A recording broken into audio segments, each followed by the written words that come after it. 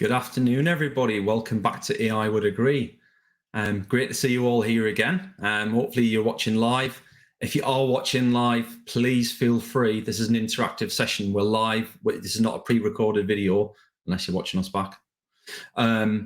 So any comments that you put in the comments on the LinkedIn post or on the Twitter post, if you're live on Twitter, they will show up on the screen. We will be able to answer your questions live as we go. Always makes for a good session when we can be interactive. And so today I'm going to welcome is William Carson from Ascensos, retail guru from the BPO and outsourcer space. It's a long title to live up to, right, William? It is. And thanks for that, Paul, but very much looking forward to at least tackling some of that as you describe, retail, BPO, and all the good stuff that brings that together. No problem at all. No problem at all. Great to have you on. I think it's safe to say that retail's gone through a transformation.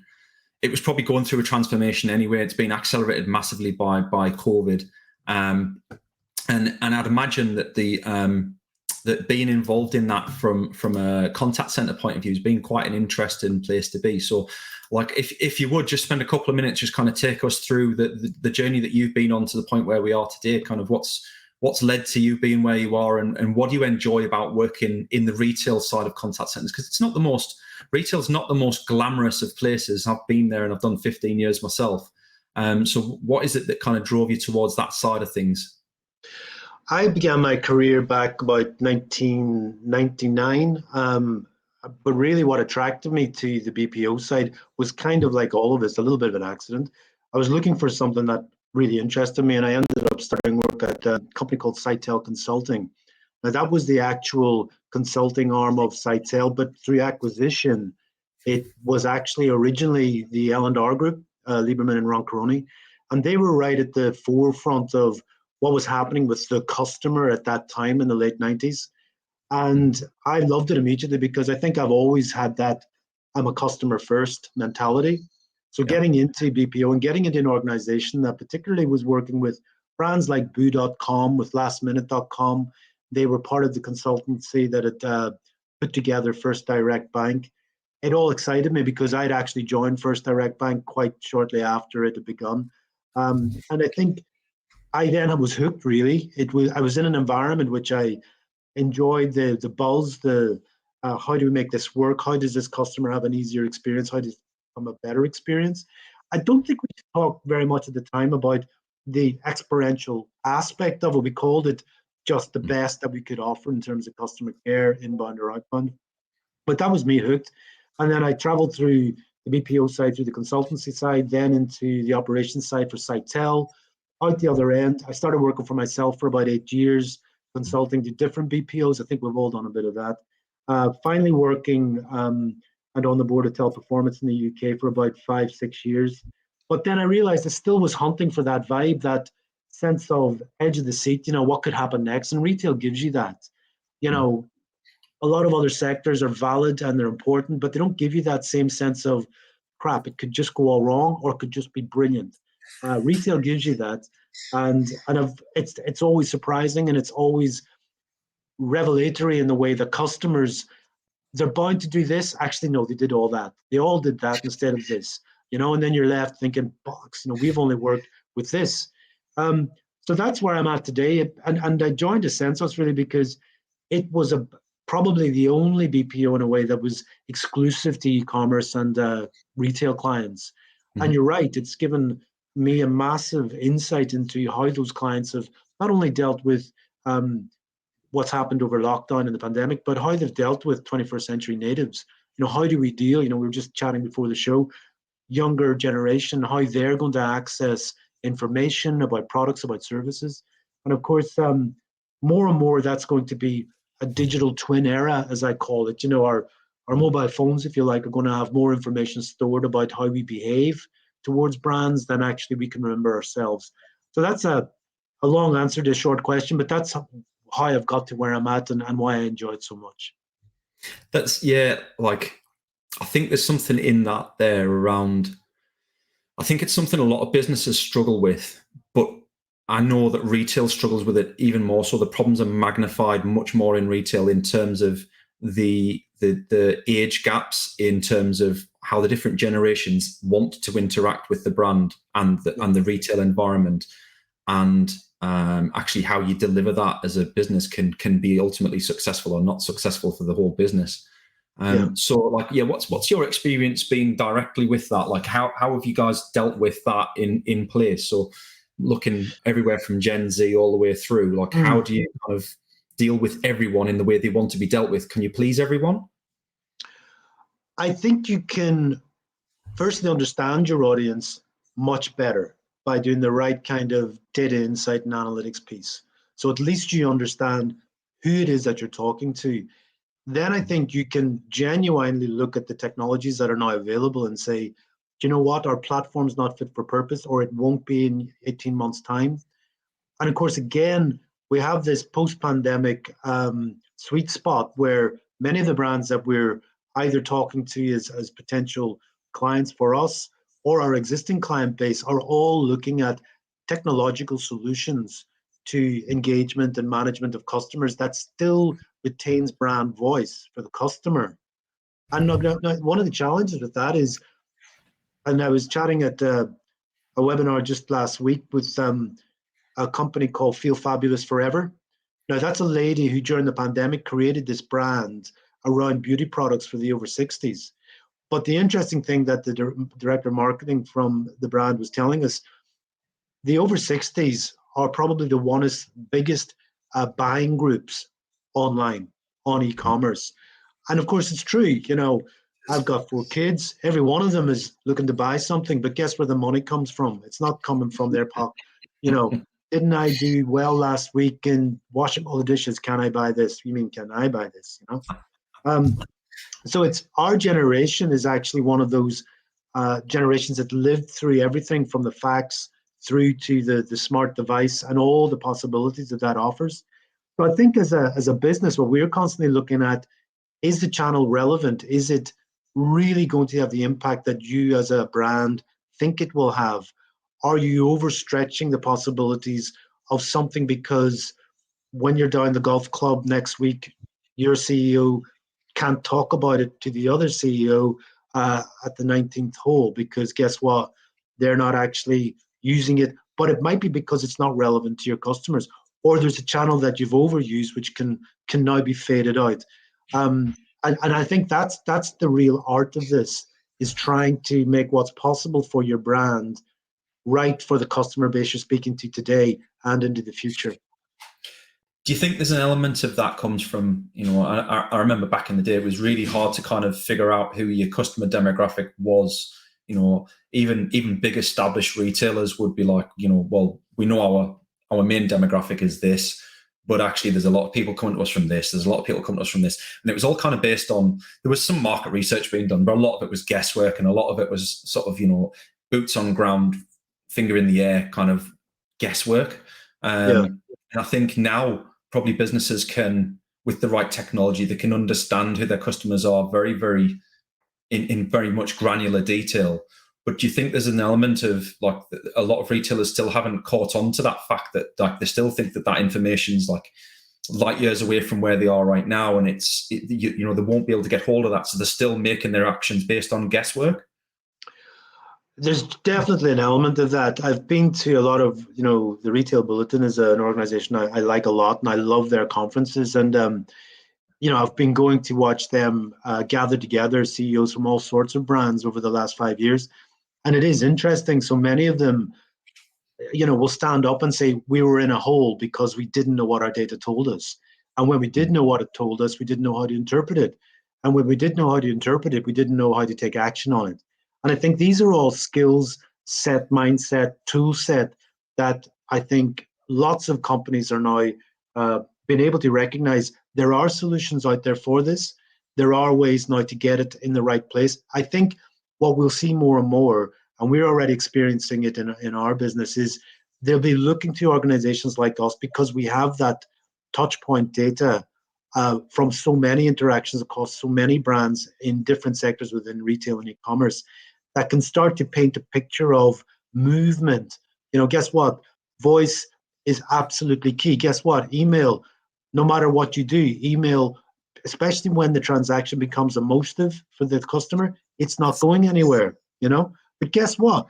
Have you thought about live chat proactively, you know, as an engagement piece while you're online as a customer and you're trying to navigate a website or a bunch of putting services together? We refer to that, or the sector refers to it very much as retail clienteling or assisted sales. And that's going to go further and further. There's lots of brands in the US now doing it, personalized video, one-to-one style sessions through fashion. And I think these are all things that are achievable. It's, do you have the skill set and the mindset inside your business? And I think if we look at what's happened with the high street, and I was on Oxford Street just last week, I passed House of Fraser, and it was very sad to see, and then Debenhams, and another one was very sad to see. And you could put, you know, you just peek between the paper shutters on the House of Fraser blinds and see inside the store, and you can just see it was a mess of handwritten notes saying take 20% off of whatever the price is. It was very, very sad to see. And yet they sat on some of the best data in the retail sector that you could have hoped to have had about who was shopping, what they were buying, when they were buying, and what their behaviors were. When you don't have the right mindset and tool set and skill set inside your business around this data interrogation, you're going to suffer, because more and more data is the oxygen of your business. And certainly I think that's true for retail. Yeah. And if I look at my background, I spent quite a lot of time in my previous life kind of looking around at loss prevention, fraud, internal theft, and all those sorts of things. And again, similar to what you're describing there, it is very much it was a data desert. There was no information. You know, we go back 20, 30 years, there was nothing there. You had what went through the till, and you had hunches and suspicions. Then we got to a point probably about 10 years ago where everybody all of a sudden was drowning in data, and there was so much data everywhere that you just didn't know where to start. And the businesses that started to drive up their bottom line really successfully were the guys that upskilled their security teams and taught them how the data could help them do their job. And that was the start of it. Like, here's the data, here's how we can use it. The next stage was then to kind of turn that, so it became less about security, more about loss prevention.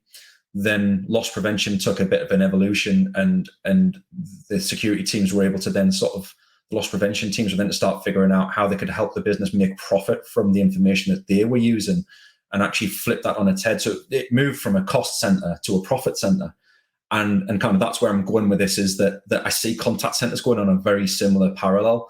I think traditionally contact centers have been seen as a cost center, but with the advent of analytics and technology that can give access to that granularity and stitch it all together, to your point, bring it all into one space, I think there's real scope for a contact center to now be a profit center if it's done with the right care and attention from a strategic point.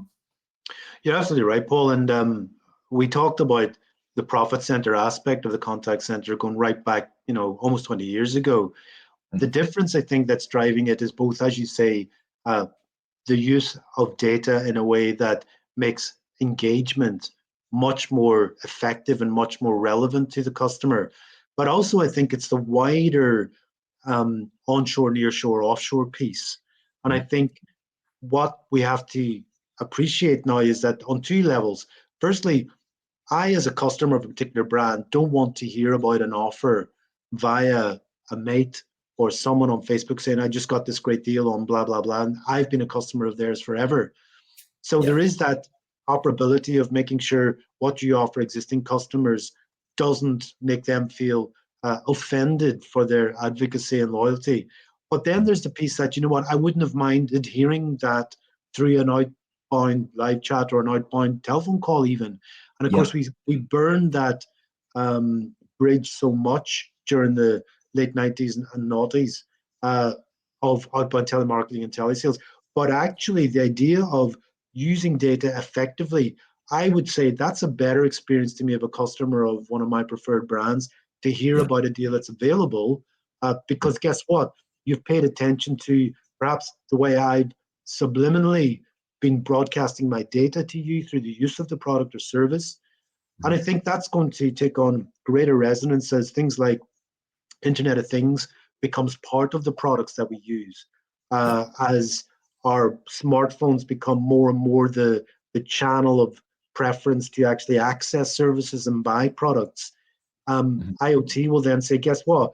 We know you're a runner, and I think you only have to throw in the subscription and direct-to-consumer models. Take example, Adidas. They believe, I think it's by 2025, that 50% of their revenues will come from subscription commerce, or sorry, direct-to-consumer. But if you imagine the subscription model overlaid, and you put an IoT device in a trainer, and the trainer broadcasts the Adidas saying, this guy's done X, 100 miles running in this shoe. What a great experience if the door rings and the guy's there with a new pair of trainers at an X% discount. Hey, we discovered from your smart watch or whatever that you've done X number of steps. We thought you'd like it. That's brilliant. And that's the outbound engagement piece, which I think is definitely going to come back to the onshore world in a much stronger way, leaving the commercial flexibility, if you like, of other places for some of the important work that needs to be done in the remote customer care piece. And it's amazing to see how few people realize that that sort of technology is achievable and doable now in a cost-effective way. When I look to things like warehousing and logistics, those guys have been using things like Bluetooth sensors and GPS locators and vibration sensors and all these IoT devices for a good 5, 6, maybe a little bit more years, and almost have it nailed down in a lot of cases. And yet when we come to the more customer-centric world, like, it kind of gets lost behind.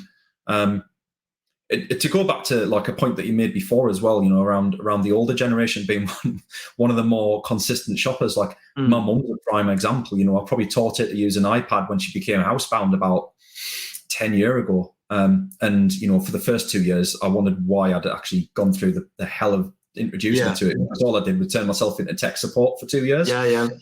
But actually now my mum is pretty proficient with an iPad and does all her own home shopping. She's on eBay, she's on Amazon, all those guys and she loves a good boutique shop that she can get to where she can replicate that real world environment. She can't leave the house unless I help her, so she likes a bit of independence.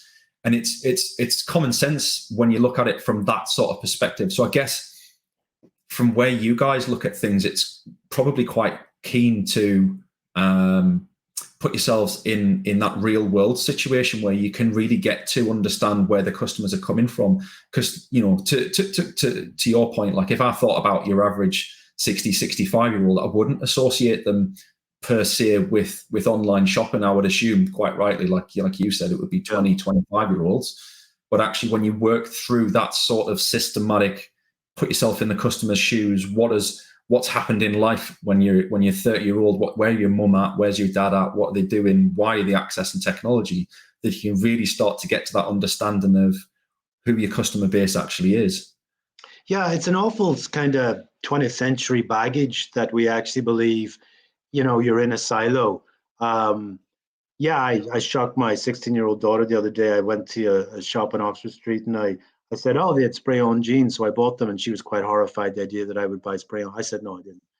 But other than that, the reality is, the post-World War II generation that really revitalized and pushed forward the energy that turned the 50s into the 60s and the 60s into the 70s and forward thinking like that, also produced the guys that at some point in the 80s said, you know what, there's a much better experience we can give to fashion catalog shoppers, and up comes Next Direct.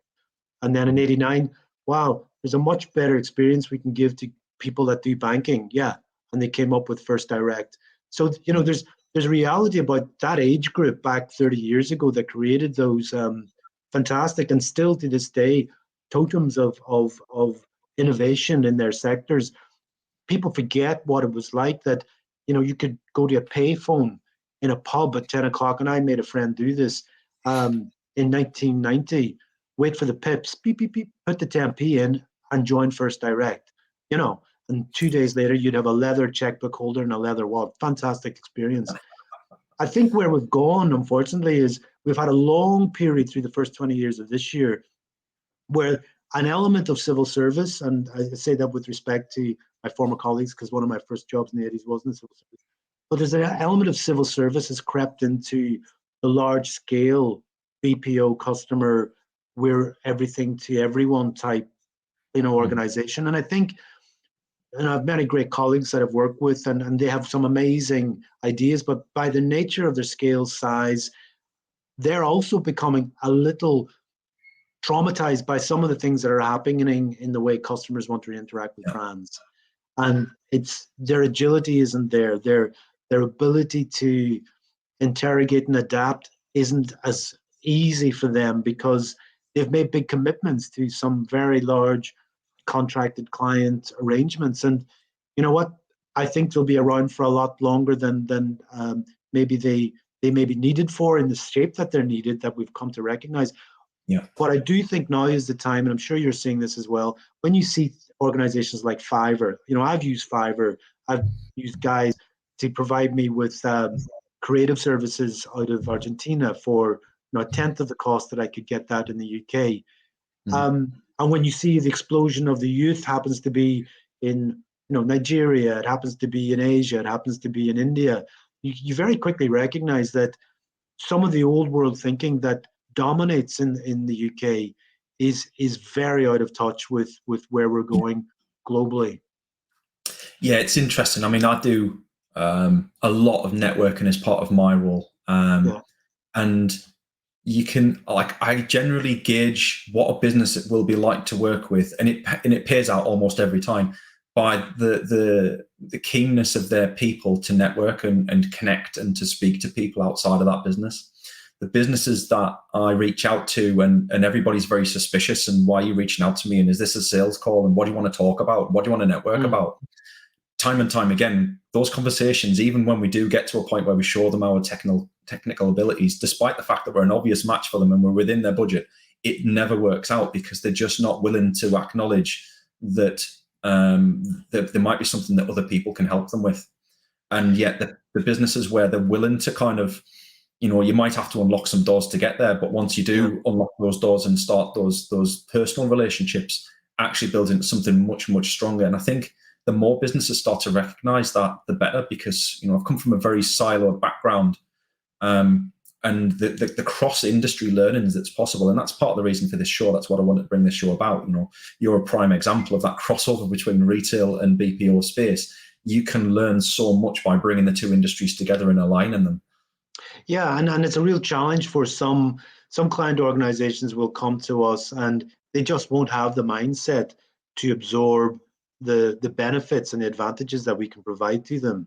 Others will see it, and then they'll take that first step, and the first step might be quite binary, what we're helping them to achieve, but very quickly they evolve that level of trust in the relationship building that says, do you know what, we'd also like to try that, can you help? And I think it's great to see, because I'm sure you're getting this in the business as well, Paul. It's that consultative aspect, which I remember from the 90s when no one knew what a lucent switch was, and they just knew they had to have something that just sacked their typing pool the year before. So they were really trying to struggle with where they went next. We kind of are back in that position again, because the speed of appearance of what look like bona fide technologies that can or espouse to do everything is confusing for someone that has a P&L, is confusing for someone that has a CEO to report to on a weekly, monthly basis with a trade pack. These are things that they need hand-holding, and I mean that in the most respectful way possible, that they're talking with consultative organizations that are both collaborative, instructive, in a way that builds a story for them, builds the trust to deliver on that and take it forward, because it's not going to stop accelerating. I think the stats at the moment are, Germany, for example, 75% of companies in Germany have an e-commerce site, and they expect that Europe will have 570 million people trading on e-commerce by 2025. And the value of that is not going to shift. And I think, interestingly, another stat came out this week that while the UK dominates at the moment, within the next few years, they expect Germany will dominate. So UK's got about 21% of the entire e-commerce revenue for Europe at the moment. That's going to differ in about a few years. It'll be Germany. But more interestingly, all of the major ones like UK, Germany, Spain, France, and Italy are going to slightly stagnate, people think. And actually, we're going to see this build-up of other languages. So that's another level to, well, how do you do your data interpretation multilingual? How do you do your analysis on multilingual? And I think that's another exciting step forward. And by the way, it's not very far away. Another opportunity for the consultative engagement and collaborative engagement between businesses to take part. It's exactly so. Yeah, and we're getting, to that point where more and more conversations now around, well, we don't need multilingual right now, but like we're going to need multilingual. What's possible? How quick can you deploy in those languages? How quick, and they're always really surprised with how quickly we can set up in a new language. It's like, oh, well, we thought it would take like 18 months or, no, it's like 8 weeks. We can do a new language. And it blows them away. I think, we live in a world where blockchain was supposed to have been done 5 years ago, and everybody expected it to have fallen over and gone away, and it didn't, and it still hasn't. Bitcoin, it's debatable whether you believe in it or not, but it's driven blockchain behind it. And as somebody who qualified in software engineering 20 years ago, I'm going to freely admit I still don't fully understand the technical part behind blockchain. I live a very physical, I need to see something tangible before I can grasp it fully. I get the gist of what it does and I understand the benefits, but I don't fully get blockchain. But now to be hearing companies like Facebook and Meta talking about the metaverse, and I have to wonder what is possible, and is that just going to open up another realm where people are now buying real estate in the metaverse?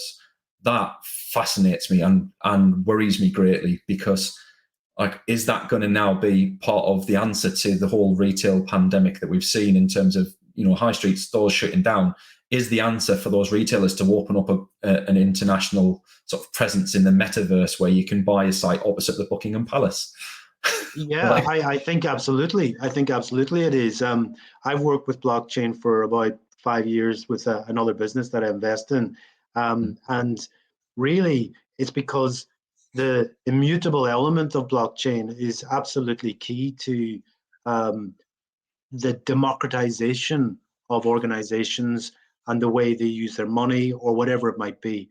And Bitcoin, for example, just a couple of months ago, I was buying a secondhand device. I passed in the music industry as well, and I was looking for an old, what's called a DAT player, digital audio tape player. Really hard to get a good one these days, very expensive. An old friend of mine, he had one, beautiful piece. And I said, great, 250 quid. He says, yeah, but can you pay me in Ethereum? Now, I just happen to have a Coinbase wallet. And I had money in it since about 2017. So I was able to pay him in Ethereum. So that was the first example of, there wasn't any question about it. So I think if you've got, as I have, my youngest is a daughter of 10, and she comes diving into the kitchen and says, can you give me money on my GoHenry account so I can buy a red dragon egg in Roblox? And you're like, can we just wind that back and start with the can I have?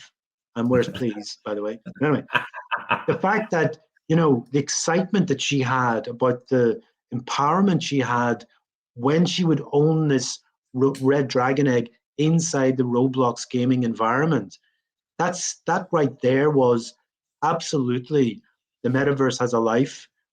The metaverse is going to have an impact on retail. Our biggest challenge is, just like we've had with all our kids over the years, nurturing it. As one person described it back 20 years ago, giving someone at the age 11 or 12 a smart device is like them passing the driving test and then giving them the keys to Ferrari and pointing at the motorway. It's the same kind of problem. We're going to have to, as parents, but also as businesses, work out, is it right for your audience? Is it right today? Or when will it be right? And the metaverse is going to play part of that. But long before that, I think we'll see artificial reality and virtual reality, Google Glass, convergence, that you can go into a store and you can actually look around with a pair of, Google Glass type equipment and get a sense of, and I've seen a lot of this already come to pass. Mm-hmm. I think that's definitely the future, Paul, for without a doubt. It's fantastic. It's an amazing world to be part of. And we were talking before the show, like my son will never drive a petrol or diesel car unless he wants to be an enthusiast. And that idea blows my mind. It absolutely blows my mind. Well, we've come to the end of the 30 minutes, so unfortunately, William, I could sit and chat with you forever about retail. There's absolutely no doubt about it, and we'll have to do this again sometime. But sure, I'd love to. To the people at home, that's kind of giving you some food for thought in terms of where retail's at, where it might go, where technology is. And if you'd like to chat to either myself or William, please feel free. You know, our LinkedIn's linked on the event itself. Please feel free, reach out and chat. Very happy. Fantastic. I will see you all again next Thursday at 3 p.m. for the next slot, where we'll be talking to Chris Russell about his leadership and sales roles. Fantastic to speak to you again, William. Have a great day. Take care. Bye-bye. Angie, thanks, Paul. Thanks for having me. Bye-bye.